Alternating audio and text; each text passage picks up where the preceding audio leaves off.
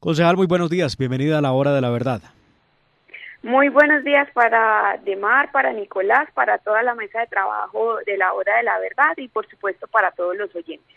Bueno, concejal, ¿cómo entender este galimatías de lo que ocurre con Hidroituango, de lo que ocurre con EPM y lo que ocurre con con el alcalde Daniel Quintero? Todos los días hay de qué hablar, pero lo grave es que estamos hablando del compromiso del 17% de la generación de energía eléctrica en el país, en el caso de Hidroituango. Y aparte de ello sale el alcalde a decir ciertas cosas muy desobligantes en contra de una de las constructoras de Conconcreto, y Conconcreto ya anuncia obviamente que emprende acciones judiciales contra el alcalde. ¿Cómo hace para tratar de gobernar si es que se lo pasa defendiéndose y atacando a sus contradictores políticos? Yo creo que es lamentable la situación en la que hoy se encuentra no solamente Hidroituango, sino en general EPM, porque el alcalde no se da cuenta que finalmente quien termina sufriendo y padeciendo las consecuencias de todas estas ligerezas termina siendo la empresa. Está bien que se tomen medidas que se deben tomar frente a algunas situaciones que se presentan en el proyecto, que se debe actuar con prontitud, que la prioridad tiene que ser salvar Hidroituango, pero en ese orden de ideas el alcalde no puede salir atacar a todo el mundo sin tener en cuenta el daño reputacional y las consecuencias que esto trae también en términos financieros para la empresa. Yo creo que acá el llamado es actuar con mesura. Hay una situación frente al fallo de responsabilidad fiscal que se puede presentar pues se puede confirmar ya por parte de la Contraloría, que eso implicaría un cambio de contratistas, no solamente del constructor, también de contratista, diseñador y asesor, y también de la interventoría. Y hay que tomar las cosas con calma, mirar cuáles son esos escenarios, cuáles son las posibles soluciones, porque es que acá no está en juego un proyecto estratégico para Antioquia, como usted lo decía, acá está en juego es la seguridad energética del país y la vida de miles de personas aguas abajo que aún siguen en riesgo porque tenemos un vertedero operando 24/7, para lo cual no fue diseñado durante más de 3 años. Doctora María Paulina, sin lugar a dudas, pues es preocupante esta situación. Una vez más, una obra trascendental para el país queda estancada por, no sé, politiquería, ineficiencias, malos contratos, incumplimiento de obras, peleas y ahora pleitos eternos que se vendrán. ¿Qué podemos hacer? Porque desde la ciudad de Medellín, que siempre ha sido una insignia de este país, sobre todo la empresa EPM ha sido un ejemplo de las empresas públicas a nivel nacional y yo creo que a nivel continental. ¿Qué propone el Consejo? ¿Qué propone su bancada para poder intentar prever o prevenir esto a futuro? Porque no puede ser que en Colombia las obras trascendentales de importancia nacional, de seguridad nacional, terminen estancadas con contratistas a medio pelo por un lado, o que no lograron terminar la obra, y otros alcaldes motivados por intereses personales que tampoco favorecen a la situación del bien común, del bien colectivo. Bueno, yo creo que son varias cosas. Lo primero es que hay que reconocer que en el consorcio de las obras principales también hay una empresa de muy dudosa reputación, que es la brasilera Camargo Correa, que estuvo inmiscuida en los mismos escándalos de corrupción de Odebrecht, con más de 70 directivos presos por corrupción, por sobornos y demás.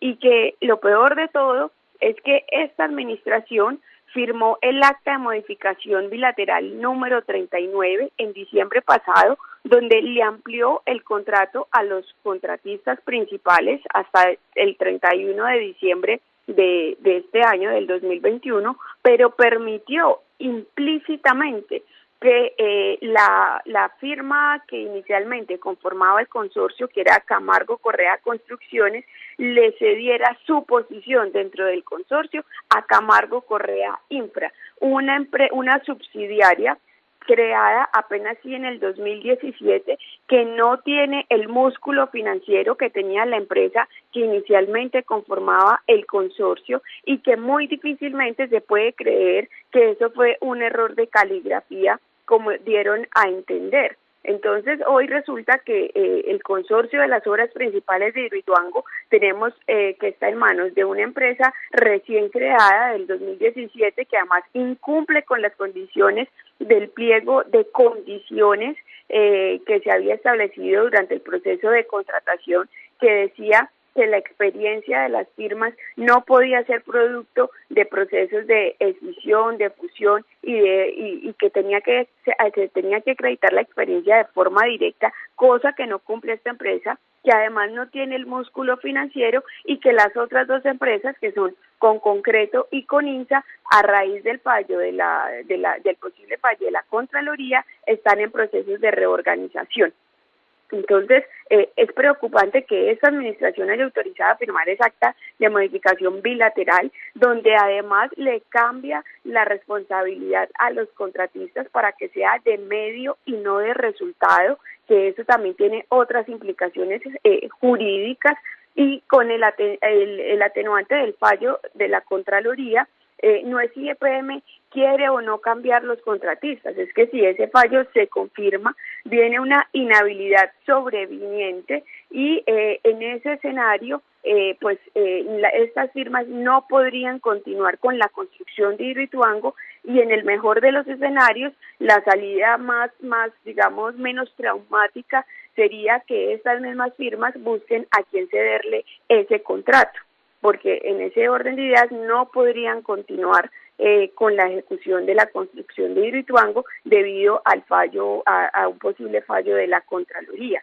Si no hay fallo, o si el fallo se demora, pues ellos podrán continuar con la construcción del proyecto hasta tanto no se resuelva esa situación jurídica. Lo que sí es cierto es que según esa acta de modificación bilateral que se firmó, la número 39, si alguna de las partes no quería continuar con el contrato, debía avisarle a la otra antes del 1 de julio del 2021, fecha que ya pasó y en la que ninguna de las partes manifestó que no querer continuar con el contrato. Entonces, en ese orden de ideas, pues se debe firmar otra acta de modificación bilateral ampliando el contrato, a no ser que haya ya un fallo de la Contraloría, que en eso entonces habría que buscar inicialmente. La primera opción sería que esas mismas firmas busquen a quién cederle el contrato, o si no, pues sería EPM quien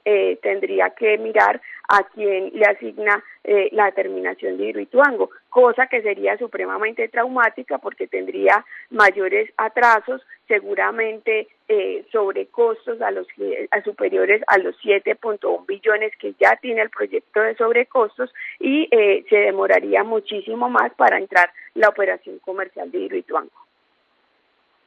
La situación no es sencilla en la medida en que se necesita saber qué decisión va a haber. Entiendo que hoy martes se toma la decisión después de una reunión entre la gerencia de EPM con los contratistas de Hidroituango y la alcaldía de Medellín.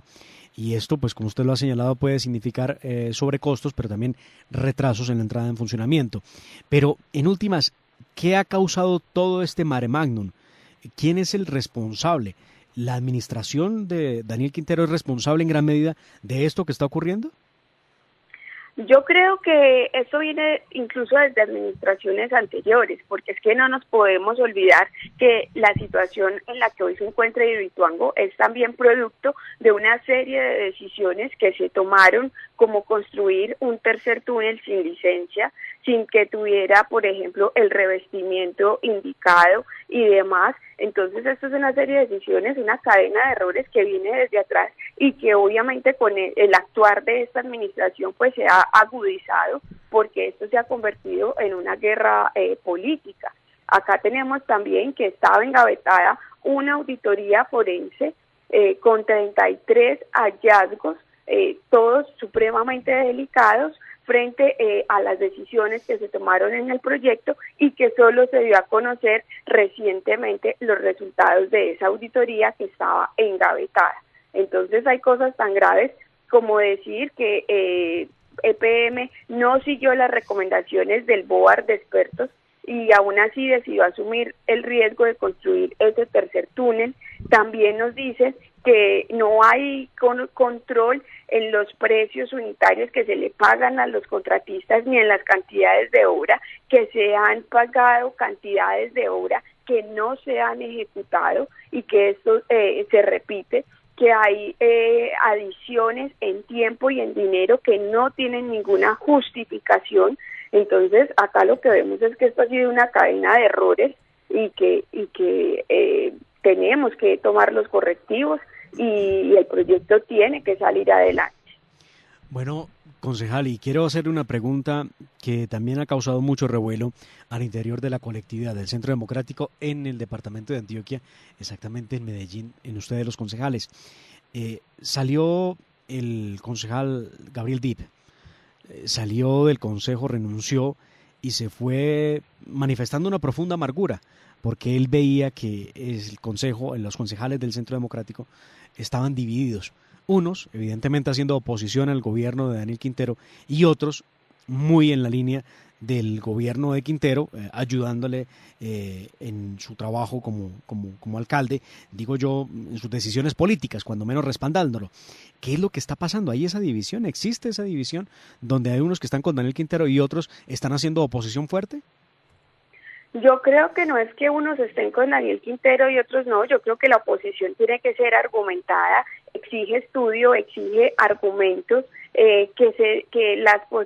los intereses de la ciudad tienen que estar por encima incluso de posiciones políticas, y que lo que esté bien para la ciudad, independientemente de que esté propuesto por Daniel Quintero, se debe apoyar, y lo que no, pues no. El concejal Dip, por ejemplo, él inicialmente le apoyó y le aprobó varios proyectos supremamente controvertidos al alcalde Daniel Quintero. Él, por ejemplo, le apoyó, cosa que yo no hice, las facultades para hacer una reforma administrativa en plena pandemia y crear más burocracia. Entonces, yo creo que debe haber coherencia y no es simplemente salir a echarle el agua sucia al resto de la bancada, cuando él mismo le aprobó algunos proyectos que incluso pues eran supremamente controvertidos, apoyar la creación de más burocracia en plena pandemia.